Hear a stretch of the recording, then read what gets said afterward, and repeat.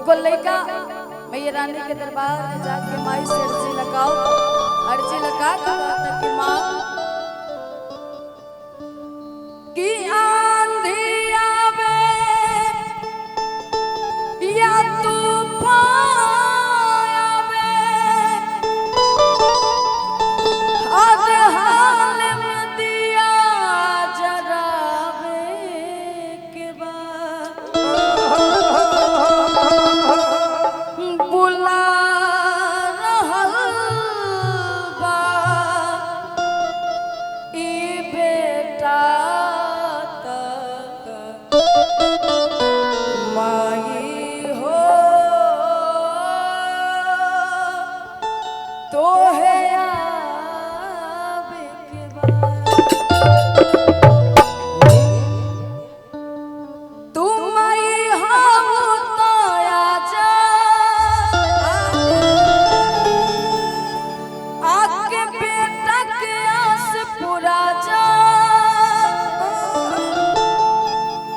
कि तुम माई हो तो आजा, आके बेटा के आस पूरा जा ना त प्यार तोहर झूठा सब दुलार तोहर झूठा प्यार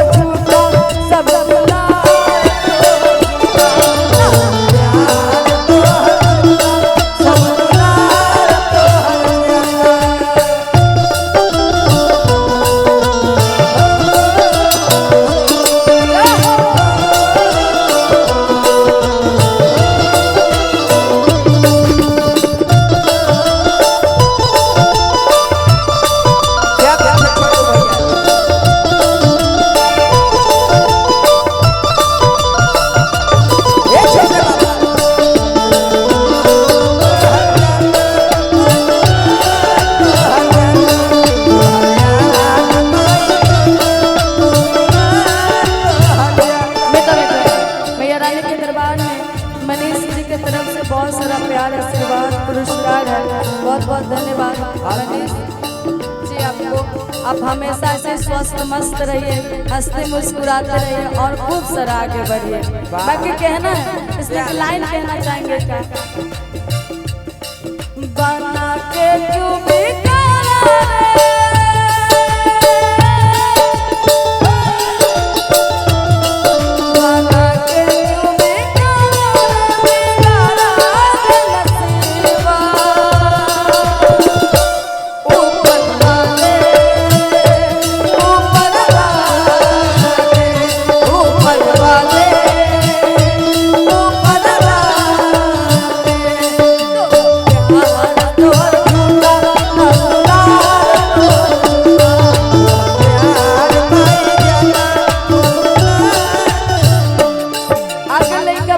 भाव में मैया रानी के दरबार में कहता कि माँ कि का गलती रहे कि तू हमरा एक मुलौला पर आ जात रहो, आज का दिक्कत बा? भक्त कहत का याद बा हमरा खातिर तू हर तूफा से टकरा जालो, हमरा एक आवाज पर दौड़ल बाबरी हो के आ जालो।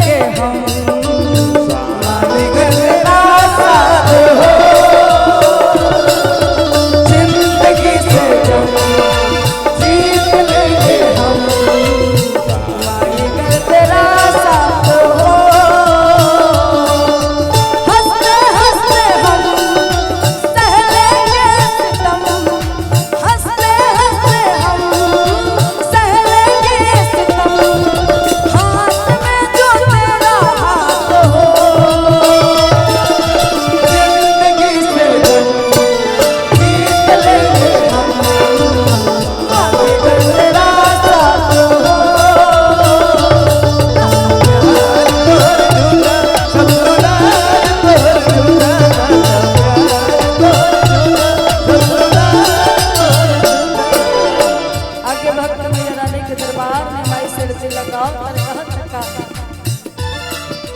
मौत आवे या तू आवा केहू की आई जरूरी बा